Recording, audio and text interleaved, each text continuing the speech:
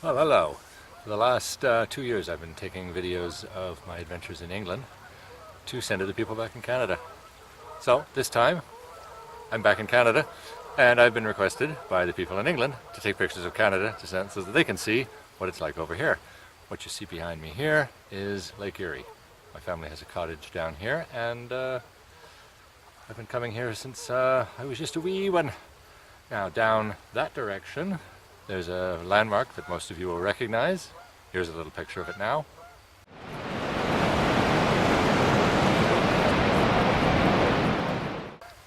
Recognize that? I'm sure you did. And down that way is the other end of the lake is the city of Windsor, and across from that the city of Detroit in the US. The other side of the lake over there is the US states of Ohio, Pennsylvania, and New York. And this is Lake Erie. I don't know if I mentioned that or not. One of the 5 Great Lakes. So let's take some other views of things in and around my part of Canada. The same hill that Niagara Falls flows over to go from Lake Erie to Lake Ontario also forms the Niagara Escarpment, which runs from Tobermory all the way down into the Ohio Valley, I believe it is, in the United States. So in the middle of it, at the end of Lake Ontario, you'll find the city of Hamilton, where I'm from. City of about 500,000. Early 1900s became the steel manufacturing center of Canada, and has since, well, a lot of outsourcing. The economy isn't the greatest, but still chugging along. Now, that's Lake Ontario off in the distance. About 400 kilometers long, about 50 wide. The Canada-US border runs right through the middle of it. I've always found Hamilton a very green city, which is one of the reasons I like being in London, because of all the parks and parkland.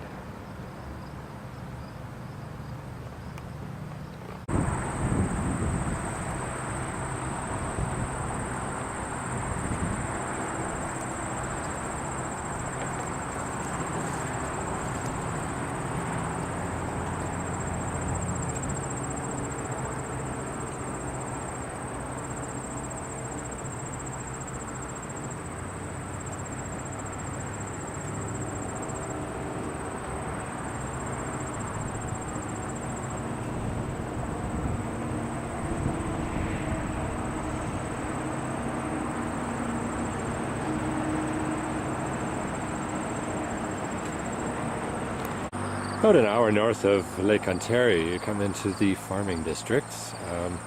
This is the town of Mount Forest. Let's just take a quick look at this town and I'll tell you a little bit about it. Now, a lot of Ontario's early development was guided by the old military roads that were set up crisscrossing from east to west and from north to south. Now, a lot of these were put in because of the threat of an American invasion.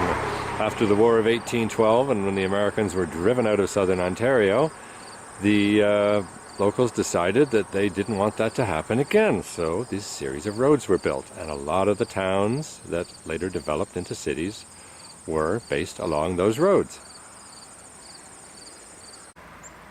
The land here is good enough that it has also attracted many of the traditional Mennonite farmers. So you will see horses and buggies on the nearby roads.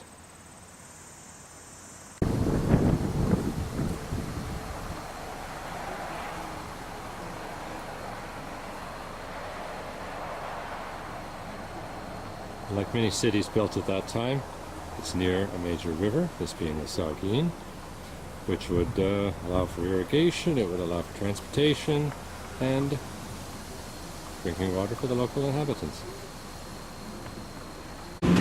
Most medium-sized towns in Ontario won't be much more than about 15,000 people in the population.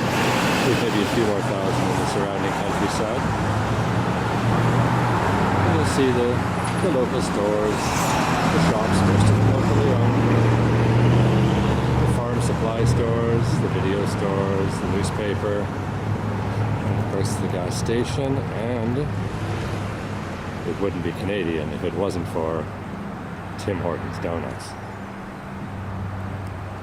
While Ontario has one big city, that being Toronto, the provincial capital with over 4 million people in it, I'd say after the medium-sized cities, small cities, villages and towns, the majority of Ontario still looks like this.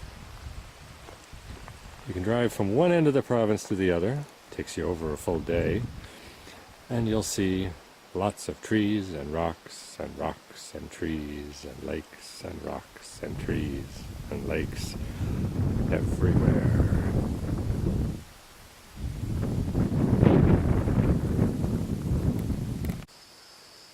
The history of Ontario dates back to the late 1700s when thousands of war refugees, the Loyalists, fled the United States after the Revolution and took up homes in Ontario.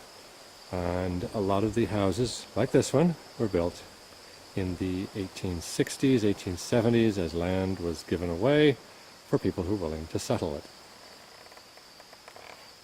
One of the more popular tourist destinations in southern Ontario, right down in the south on the US border, is Niagara-on-the-Lake. It was founded just after the American Revolution. It was originally called Newark and has since become, well, a bit of a tourist mecca for people from all around the world. As you can see, on a typical summer's day, it's wall-to-wall tourists and traffic. And just down this road here is the recreated old fort that helped to repel the Americans during the War of 1812.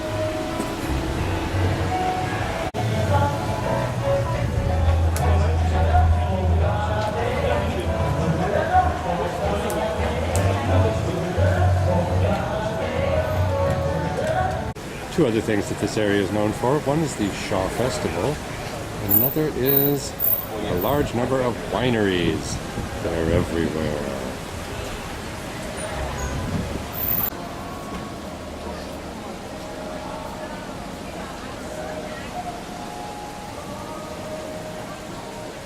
This is Fort Niagara. It's actually on the US side, so you can see how close the two countries are at Niagara-on-the-Lake.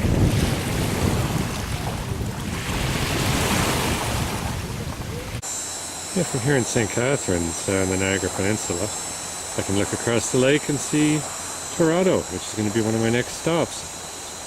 And Niagara is often jokingly referred to as Canada's banana belt. Though there are no bananas grown here, the winter is the shortest, temperatures tend to be the warmest in the summer, and because of the lakes, it's also a boating haven. Well, from small town Ontario to Yonge and Dundas Square, downtown Toronto.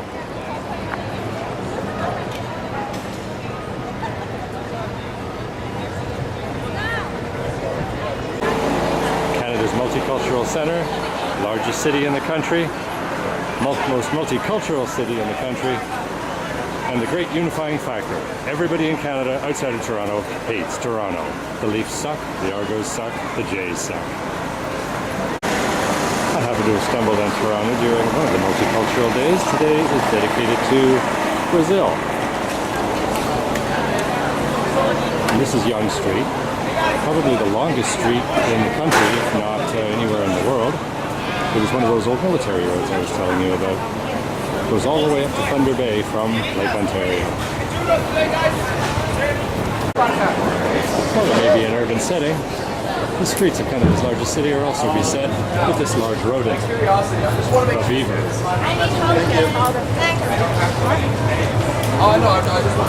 I think we were down here last week.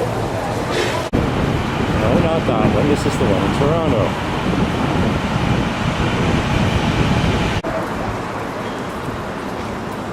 There seems to be a lot of construction going on in Toronto right now, so things must be doing fairly well. Toronto has the TTC, the subway system, and Montreal has the metro, so I'm just going to hop on the subway up to Eglinton if I can get to it.